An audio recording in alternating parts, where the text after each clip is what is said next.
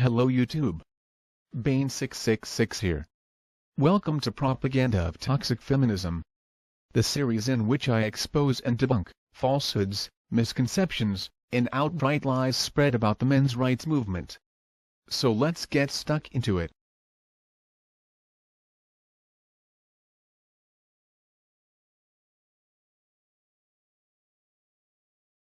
So last episode in this series, I covered the intro and citations of the article called, "It's Not Female Privilege, but Patriarchal Backfiring on Men, Exposing Men's Rights Activism," which appears on the Cake website. So let's continue where I left off, which is at the start of their interview with a mod, from the Exposing Men's Rights Activists Facebook page. One thing you should know though, as is very common with these types of individuals, when they use the term EMRA, what they actually mean is anyone who disagrees with their ideology. Think of it in the terms of a radical Christian calling a Buddhist, or a Hindu, or a Muslim, an atheist, because they don't believe in the Christian God. Clearly this isn't logical. But on with the interview. Talking to Cake, EMRA explained further about the group's history and dealing with men's rights activists. "You've all banded together to expose the bigoted rhetoric of men's rights activism. Was there a specific event or experience that led you to come together and create this group online? Many of us have had experiences adminning pages prior to coming together to coalesce for the EMRA project, but the one thing that ignited the creation of EMRA was the mass reporting and removal of a page known as The Real Face of Men's Rights Activism, RFMRA, twice by MRAs, MGTOWs and masculinists. One of our leading admins was also an admin of RFMRA and can testify to the mass reporting, mass trolling campaigns that MRA pages would wage against us in our efforts to expose them for the bigots that they are. Okay, so there are a number of things I am not clear on here. To be honest, I'm not exactly sure how the Facebook reporting is handled. I'm not sure how many reports are needed. I'm not sure if Facebook has someone checking each reported item to see if it does break the guidelines. And I'm not sure if there is a counter-claim process, where you can dispute the report. Now, I'm a big proponent of free speech, even if that free speech is offensive, so if what the feminists say here is true, that there has been campaigns run by MRAs, MGTOWs or masculinists, to falsely get their page shut down, then I would have to agree with the feminists that it's wrong. Although, I think the most likely scenario is offended individuals flag specific posts that they found offensive, as opposed to a conspiracy. It's impossible to say though, as we are not presented with any evidence, not even the names of the supposed MRA, MGTOW, or masculinists' Facebook pages. But I got a little curious about The Real Face of Men's Rights Activism Facebook page, so I thought I'd have a look. As the article states, the page is no longer on Facebook, but I did find it on Tumblr. The first thing we see is this wonderful image. Because all men are kings, right? Including the homeless ones. Once again, this is the perfect example of feminists only seeing those men at the top, and being blind to the multitude of men at the bottom. The About the Author blurb says, "This is a blog to share and alert the public to the bigoted, homophobic, woman-hating movement that is the men's rights movement. During my time on Facebook I have amassed hundreds of screenshots taken from MRA pages and groups showing just how horrible they are. These screenshots shall be shared here along with other news about the men's rights movement." Well then, let's have a look at some of these horrible homophobic, women-hating, screenshots taken from actual men's rights pages. The first image we find is of a guy wearing a fedora, with a woman. And someone has commented about it. The source claims it's from 4chan, but there's no other info.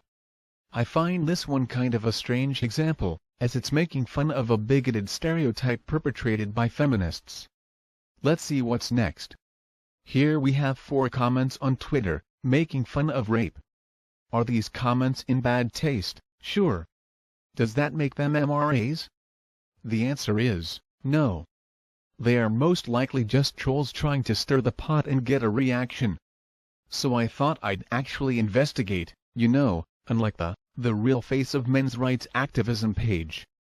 I started with Leviathan Pride on Twitter. His profile says, "I'm 9 but I fuck like a 12-year-old." Co-host at the Pridecast. So let's have a look at Pridecast. The most offensive podcast in the universe featuring Leviathan pride, booze and guns and guests. Okay, so it's a couple of guys, presumably guys, who do an offensive podcast. Do I need to ask? What the fuck has this got to do with the men's rights movement? But let's be thorough. So I did a Google search with the name Leviathan Pride, and EMRA, on Google and got 0 hits containing the two terms. So I think it's safe to say, he's not a fucking EMRA. Next up is Martin Parker.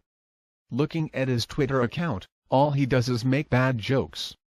And doing a Google search for Martin Parker and EMRA, all I got was 1 hit from the Master Retailers Association. He's not a fucking EMRA. Next we have Sid, who has had his account suspended. And finally we have Carl Lukens. And looking at his Twitter account and doing a Google search, I couldn't find anything linking him to the men's rights movement. And do you know why? Because he's not a fucking EMRA. For a page that apparently has a ton of evidence against the men's rights movement, it's not off to a great start. Next we have a Black Lives Matter post. Next we have a comment that reads, "The very fact we still have a bunch of men telling women what their lives are like and what they need and don't need, is proof of why we still need feminism." Which is kind of ironic considering feminism is constantly telling men what to think, what to feel, what to wear, and even fucking how to sit. Next. "Not all men" is a phrase coined by men's rights activists for the purpose of deliberately derailing discussion of valid feminist issues. It serves no purpose other than to demonstrate that MRAs consider it more important to protect men's feelings than to discuss violence against women. Oh boy. It's funny, isn't it? We often hear, "not all Muslims," when someone is talking about Muslim extremists. And I would argue that it's a fair statement to make, as not all Muslims are extremists. We often hear, "not all African Americans," when someone is talking about gang-related crime. And I would argue that this is a fair comment, as it's wrong to label an entire group based on a minority. And most African Americans are not in drug gangs. And we often hear, "not all feminists," when talking about bigoted extremists within feminism. And once again this is true, not all feminists are like that, just most of them. But for some reason, when someone is stereotyping all males, replying with "not all men," is somehow wrong. Which is very strange, because males as a group are more diverse than Muslims as a group, African Americans as a group, and feminists as a group. So if it's wrong to stereotype a smaller, less diverse group which shares a belief system, an ideology, or a culture, then how exactly is it appropriate to stereotype a larger, more diverse group, made up of multiple belief systems, ideologies, and cultures, based on nothing more than gender? And of course if the same thing was being done to females, there would be outrage. Here's the deal, stop stereotyping males, stop portraying only males as the problem, and we won't need to use the term, "not all men." If feminists actually cared about equality, we wouldn't have a reason to use such a term. And the page continues like that. This of course is typical. The page is actually called, "The Real Face of Men's Rights Activism," yet they use non-MRAs and feminist straw fedoras as their examples, you know, instead of real MRAs. Funny that. They start out with a narrow-minded, bigoted false stereotype of what an MRA is and believes. Then they look for examples that fit that false stereotype, and conclude that these examples must be MRAs, based on nothing more than their original false stereotype. They then use these examples to support their original false stereotype. In other words, they are using circular reasoning, essentially trying to pull themselves up by their own bootstraps. But back to the interview on Cake. Facebook's reporting system allows for such things to occur. If there's a certain number of reports within a period of time, Facebook's algorithm will automatically remove content from the page. It takes about 8 to 10 removals to get a page permanently unpublished, which is what happened to our FMRA. And if this is true, then admittedly it's pretty fucked up. Sure, the real face of men's rights activism page is inaccurate and offensive. But I don't think it should be removed. Just the opposite. In fact, I think a very bright light should be shined on it, so it's exposed. I have to ask though, if this was orchestrated by EMRA, MGTOW, or masculinist groups, as opposed to individuals, then why haven't those same groups silenced EMRA in the same way? EMRA does post very similar content after all. Next. EMRA, in response to the dismantling of RFMRA, was created by an Australian Aboriginal woman in hopes that the effort to fight back against the EMRA reactionaries wouldn't have been in vain. She invited an admin from RFMRA to join in. Through some struggles and significant turns of events, EMRA blossomed into one of the more successful feminist pages on Facebook. So you work on exposing MRAs and their bigotry. But why do you think gendered violence and discrimination against men is so underreported? We believe there exists a stigma around men being subjected to violence. In this patriarchal society, men are expected to be able to be strong and to hold their own. There's a certain image that a man has to live up to, and if he doesn't, then he is often preyed upon by the rest of society for his shortcomings. This is especially the case if men were to be attacked by women. Women are viewed as the fairest, or weakest sex, and with men being expected to act as the stronger sex, they are seen as subhuman if they cannot fend for themselves against attacks from women.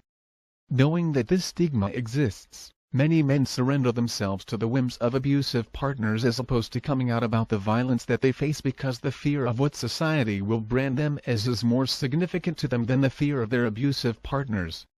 They can trust society to help them. I would generally agree with this.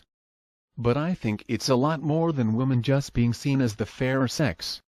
We have after all had 40+ years of feminist propaganda telling us that only women can be victims, and only men can be victimizers. If this is really such a concern to feminists, then where are the shelters for abused men? In fact, last year in my home city of Melbourne, the feminist-led White Ribbon campaign held an event titled, Man Up. Man up, treat her right, end your silence, stop the violence. A benefit to encourage men to stand up to domestic violence. Of course, not only does this campaign use the stereotype of male victimizer, female victim, which makes it harder for male victims to come forward and be believed, but it also had the nerve to use the term, man up. Isn't it funny that feminists only ever seem to be against gender roles when it suits them? Next. In the course of running EMRA, what cases of men being subject to gendered violence and discrimination do you most often hear of? We more often hear of MRAs arguing about women hitting men and getting away with it, but society claiming, in the eyes of MRAs anyhow, that men are not permitted to hit back. A lot of their gender violence-oriented arguments stem from not being able to hit back. Which is an argument we hardly waste time on entertaining because, frankly, no adult should be hitting anybody. I would agree that no adult should be hitting anyone, which includes violent women. But let me guess, EMRA isn't speaking out against violent women, are they? And although I agree that no adult should be hitting anyone, I do believe that everyone has the right to defend themselves. Everyone, which means both men and women. It's simple. Don't hit others. But if you do, don't be surprised if they hit back. I don't see why this is such a hard concept to understand. Next.